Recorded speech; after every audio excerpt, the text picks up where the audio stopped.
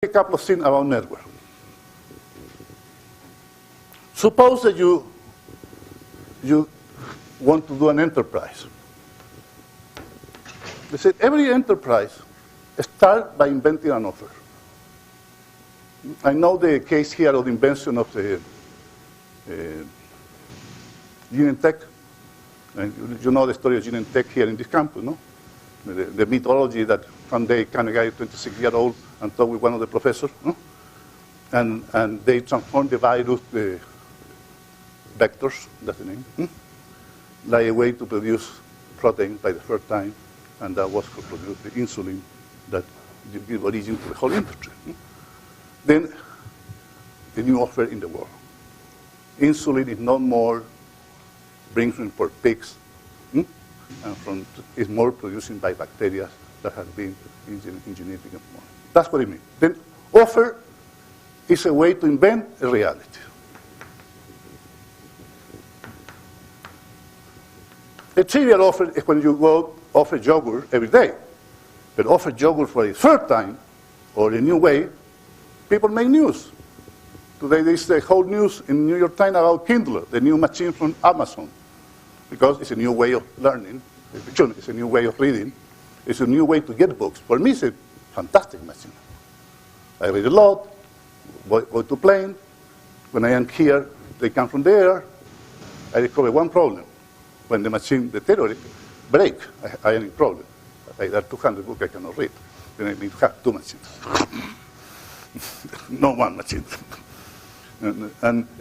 Then, educating people to be in a network is to see themselves not like knowledge experts. It's to see like provider of future satisfaction to people. That's what I call an offer. And to have that is to have emotions about that. Now, the more difficult thing is to be a political leader. Because you need to be the inventor of honest illusions. Not delusions. And it's more easy to be inventor of honest delusions than normally politicians have a bad reputation. But when people do that, well, you have success in a scale that had never found before. Then, I have been in my school saying how I teach students English or Spanish in a different way. Because when I am teaching them English or Spanish, I am not teaching words. I am teaching way of relating with people. And you know what? The children are very interested in relationships. Why they play games. Right? And they play more games every day. I just found here in this trip that Microsoft has offered the Xbox for create communities. And the PlayStation of Sony, they pay the bill for the network.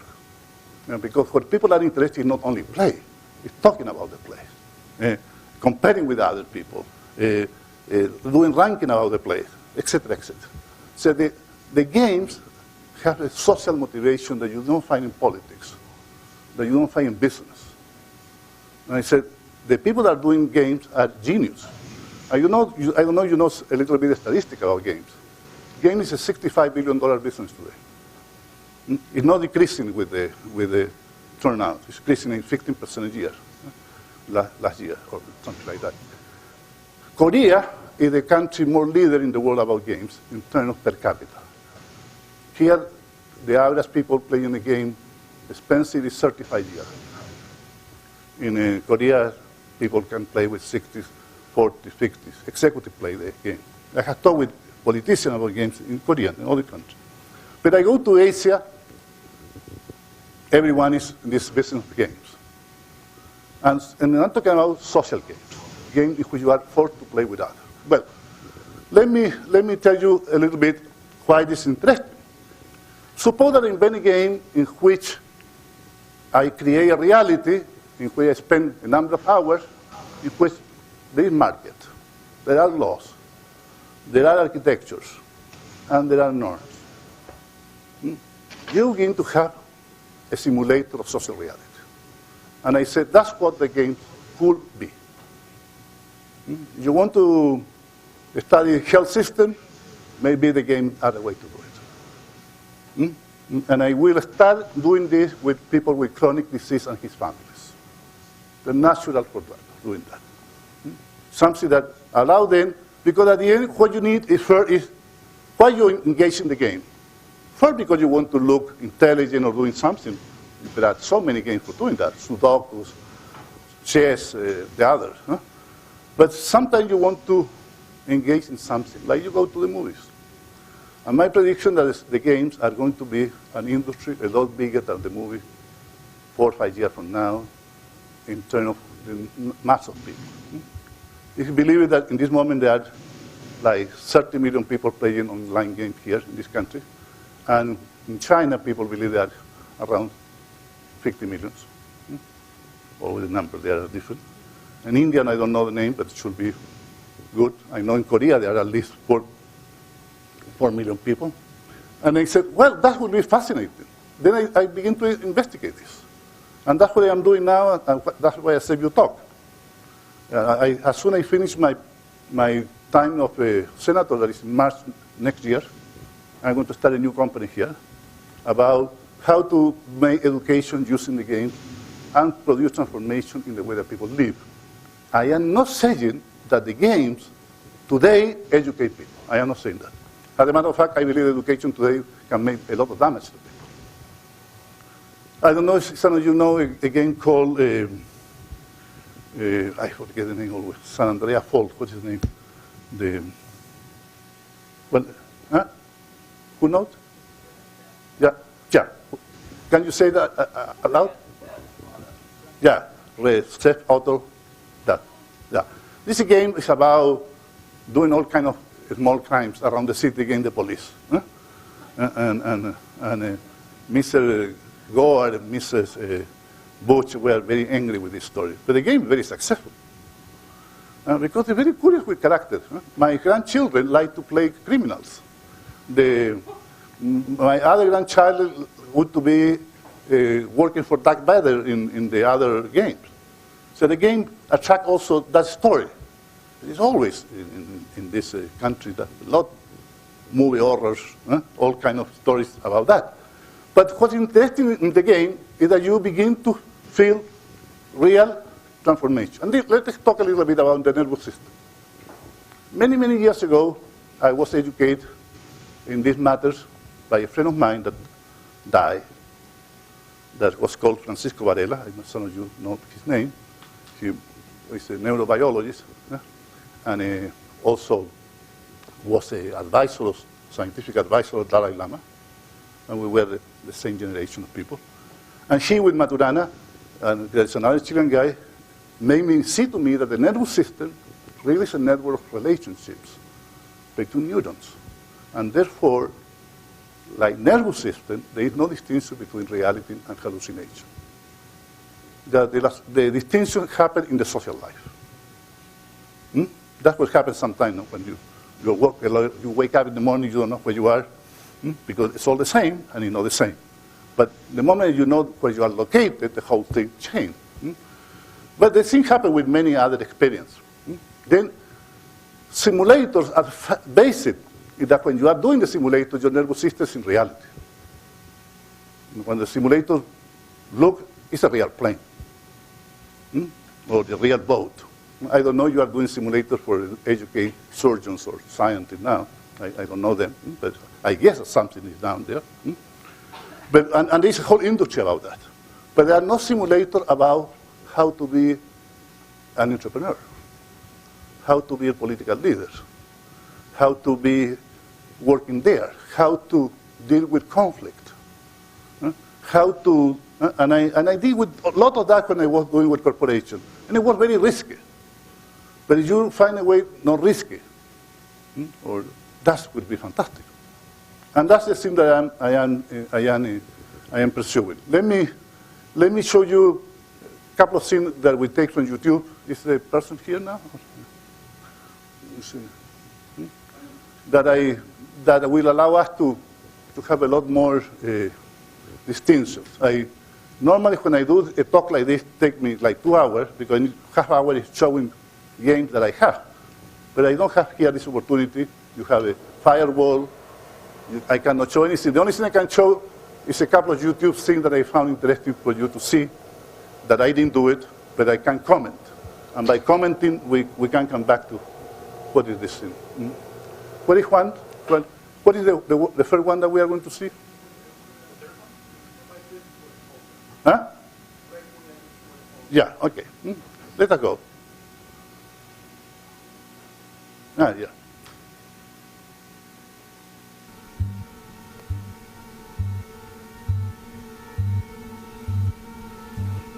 If you know what happened there, the guy with red is a robot.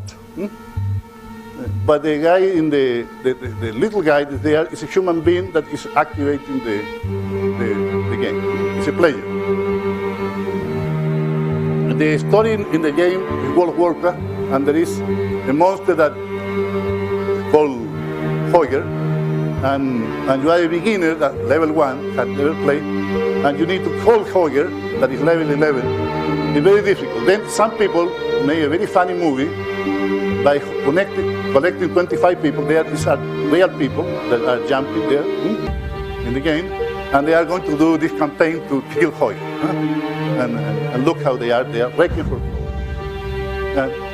The people that know what you are doing there is that you are walking. Walking means in the game you move with your fingers, and it has the story. But guess what happens with the finger? After a while, you forget the fingers. It's you. And there they are, these people.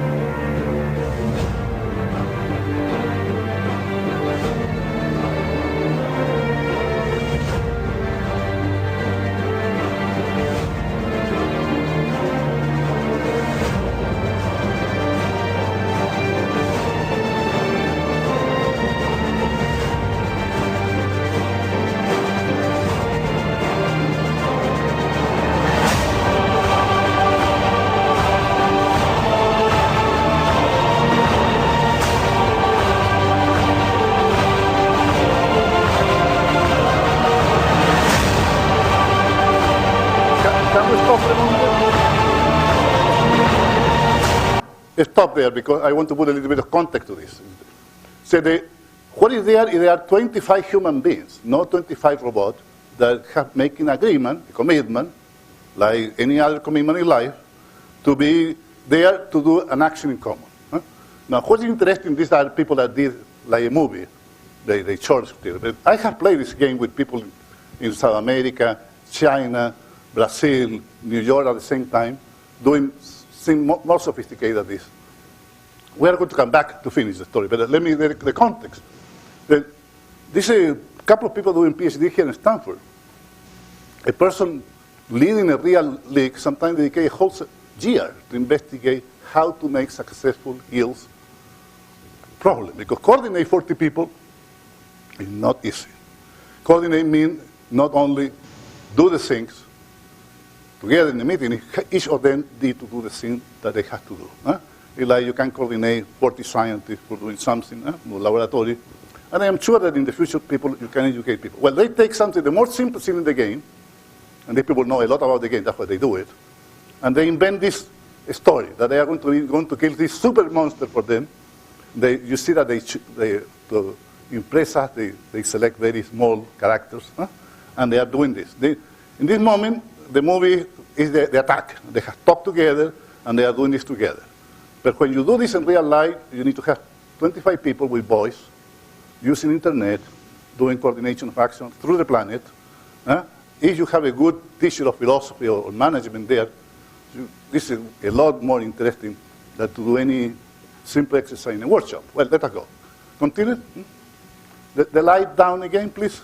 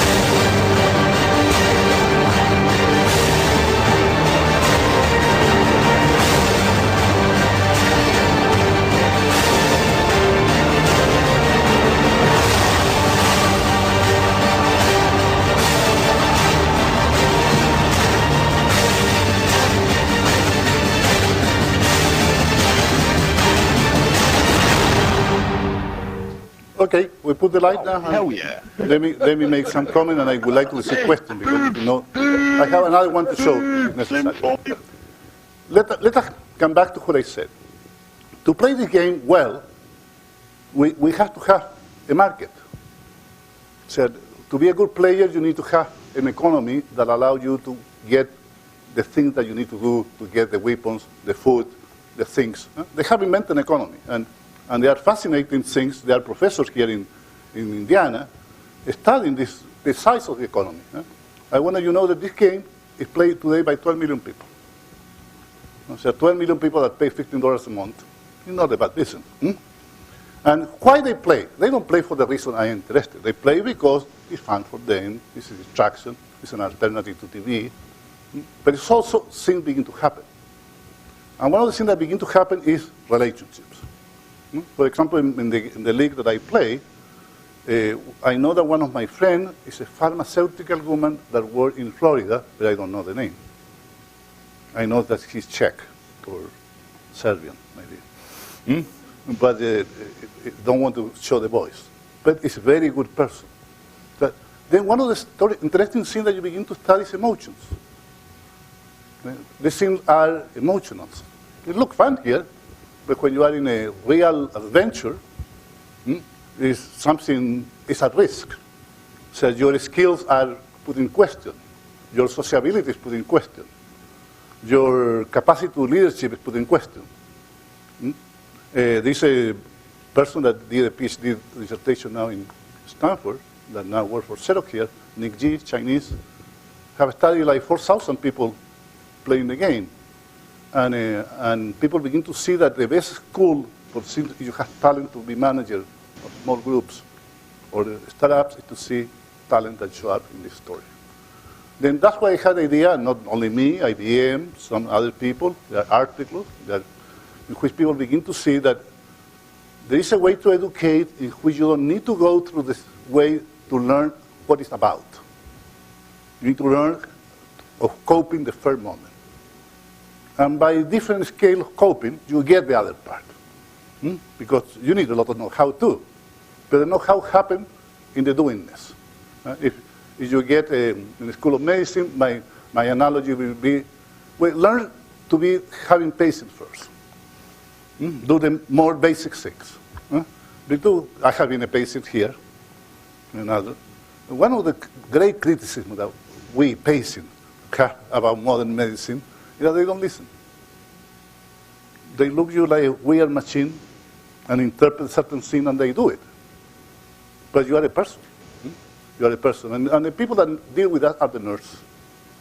The nurse can never forget that you are a person. Because you complain, you see, and probably are going to be blamed. You have the interpretation that you are also a molecular system. Very complicated, useful. But your suffer, your tension, your emotion, your depression has to do with your emotional being that's also happened at the same time. Then, in the process of doing this simulation, you can put people in very difficult social situations. Like, for example, my experience is that you say to people, there are 25 people who want to be the leader. There are no more than 3 people. To already receive the news that you are going to be the leader, that you are going to be responsible for the coordination, is pretty complicated. That's why military has some value. They take people, and the first thing that the military do is that they know that the body and the mind are interconnected. Then through exercise and drilling and obedience and all kind of story, they learn how to keep a guy, but it works in a very limited sense, in a certain ethos. In the real life, you can imply the same level of obligation. The question is how you do that in a democracy and in a pluralism world. That's the challenge. And I said the network today has the element to do that. And there are practical problems in which we can invent games, and we can invent software, and we can invent education at the same time that begin to interconnect the stories. And that's the thing that has me interested. I am very committed to education. I can give you a lot of anecdote about what I have been doing with this. I take this again only to give you one example. I have a foundation in Chile, and we give an account for 25 kids fight for a school in Chiloé, for the people that are there, in the south of Chile. And the poor of them don't have electricity in their houses. They live on islands around Chiloé. And only in the school time, they live the weekends in a boarding house, in which they have 2 computers for 5. Then we need to solve a lot of practical problems. But what emerged from there that was very interesting is that the poor school was a school more benefit, because they don't see a game, they see in a world. And one of the complaints that they have at the end of the exercise is, you teach me this, you introduce me to a reality. Now what am I going to do? Then we need to solve the problem of computer, account, and the story. And the leader was a little guy, 13-year-old, gay, and also have one eye in bad condition. He had very problems self-esteem himself there. Well, yes, now he's the leader of the whole story. The guy more, people discover that the guy that knows how to use the network better, investigate, begin to be the sort of reference of everyone, keep the spirit alive. The rich people, school, richer, relative, were the worst, because they are used only to compete for competing and winning, but not for keeping the difficulties doing. I have several exercises going, and like I said, and I am also going to start something with the American Navy about how to use this problem to produce education for leadership when the people are in the chips and in the boards and long-run project that we are going to be doing. Then that's what I want to communicate. That for me exciting to see that we are going to have a new way to produce this education that we need. Now, this education is also an ethical education. Because one of the things that I have discovered that my way of being gets projected in the avatar. For example, if you are a person relatively shy, you are going to see that you don't like to play a lot with people, but the games force you to go further and further in this sociability. And other people have different characters. There are certain problems. The game has one thing that the life don't have. The game is well connected. Everything happens in the game. All the statistics are produced in the game. In the life, it doesn't happen this way. Then you can be a jerk in real life more easily than in the game. The game, if you are a jerk, you are discovered very soon by the rest of your people. Then how would you change that? I don't know yet how we are going to deal with that. But I have seen people that are good leaders in the game and not good leaders in life. And I am investigating what is that. But at the end, it has to do with the following concept. How we educate people for intentionality, how we educate people for commitment, how we educate people for emotionality, how we detect loops, and also how we make us responsible of the 4 systems. You cannot attack a big problem if you are not thinking the market, the law, the architecture, and the story. And that's what I am concerned, and I hope that this could be interesting and make sense to you. Thank you.